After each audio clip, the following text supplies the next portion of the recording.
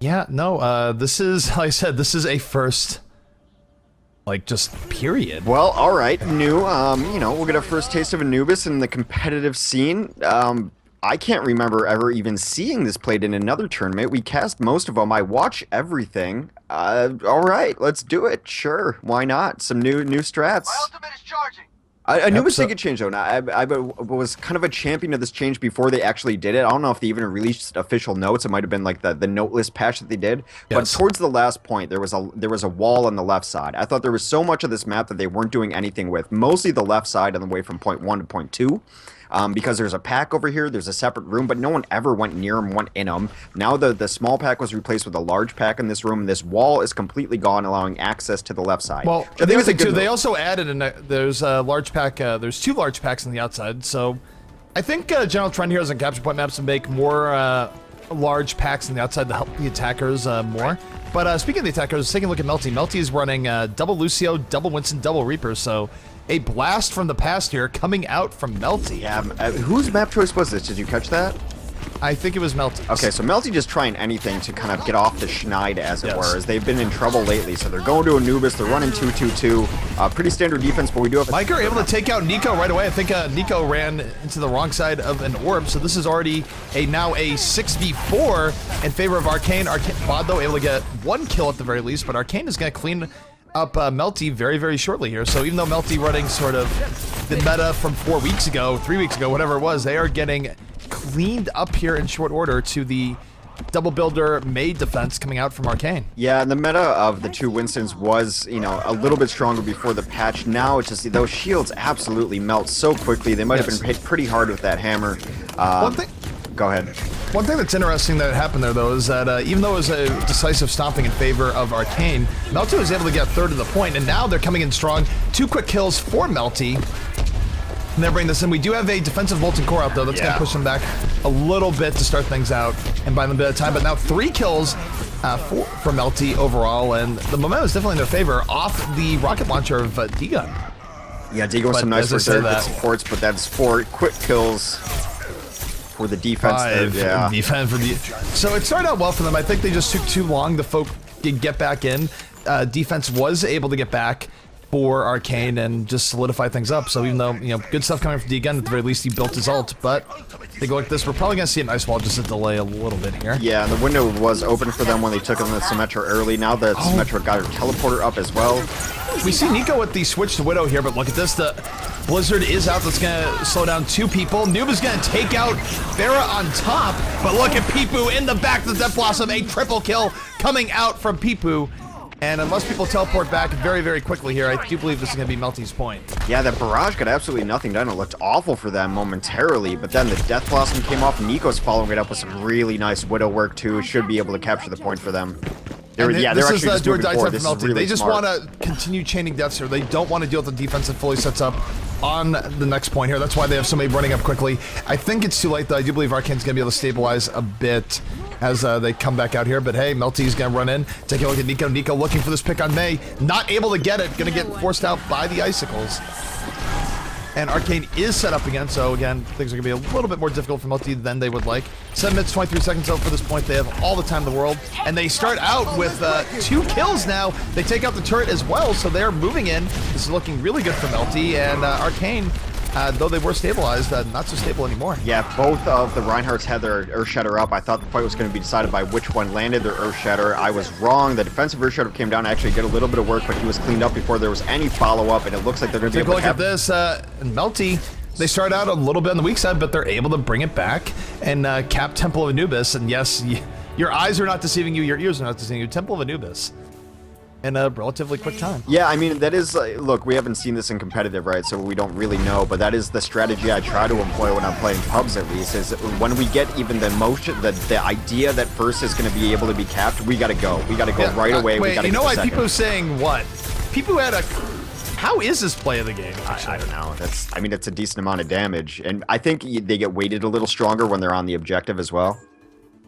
It must be the objective, because people killed 4 people. Yeah. I'm a little bit... The play of the game algorithm definitely a little bit strange. So the official time is 3:01. So a very quick time being set by Melty here, and see where things go.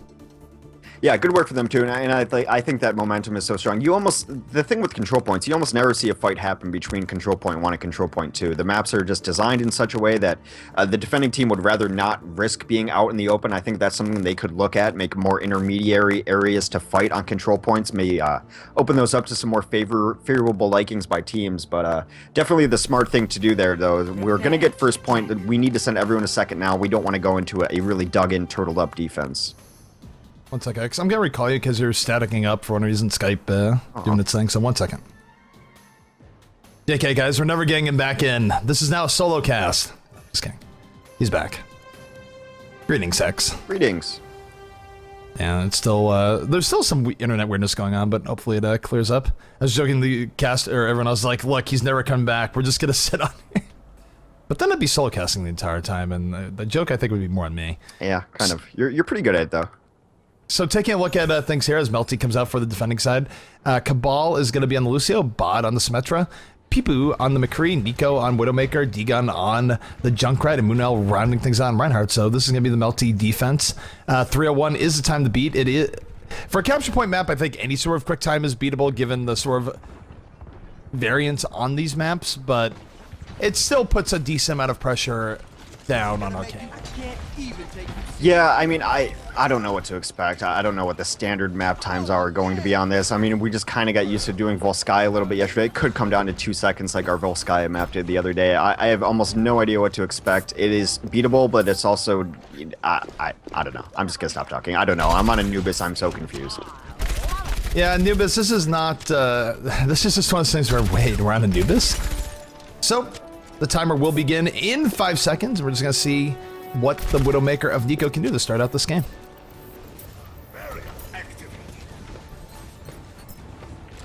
Usually you don't see too much in the way of defensive Widows. I mean, it does happen from time to time. Usually they counter another Widow, but we have no Widow coming out from the Arcane side. They're going straight up the gut. Nico going to the back spot here, one of the better spots to go. D-Gun with a quick kill on Razor's Edge. So Melty now 6v4 already as Arcane tries to push in. I think this push is going to get stymied pretty shortly here. Yeah, as another 2 kills come in. Cleaned up. They are going to back out a little bit, though. Kratos is going to pay for his life. The Lucio was able to get out, and it'll be interesting to see if he even tries to peek and get some spam down to charge up his ult. Peeking against this composition does not seem like a smart tactic.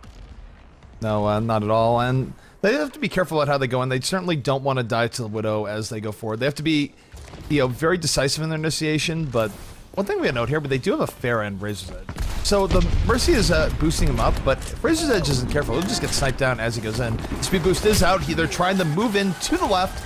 They've done so successfully. No one is, again, picked off at all in that move in, so good position coming out here, but here comes Melty. Melty not wanting to concede anything really right now, and they're making this very, very difficult in Arcane. Yeah, but it's a really smart move, and it coming from the left there. It completely negates the Widow's effectiveness of trying to go through the middle. It takes away all those sight lines. Peepoo drawing first blood on this push, makes a double kill, takes out both Reinhardt and Ferris, so now Arcane gonna be down some players as they go forward. Cabal takes out Noob. There is a tire, in fact, out from D-Gun. Tire is on the way, and this will almost certainly spell the end of this offensive push from Arcane as Reinhardt goes down. Yeah, furthermore, that teleporter is now up. They're going to be able to reinforce any losses that come down. Speaking of reinforce, here comes the resurrection after Nico gets some kills, and they're looking to just kind of do something through the middle here. Yep, it's High Noon coming out from Ruster. Ruster trying to make something happen on this offensive Deadeye.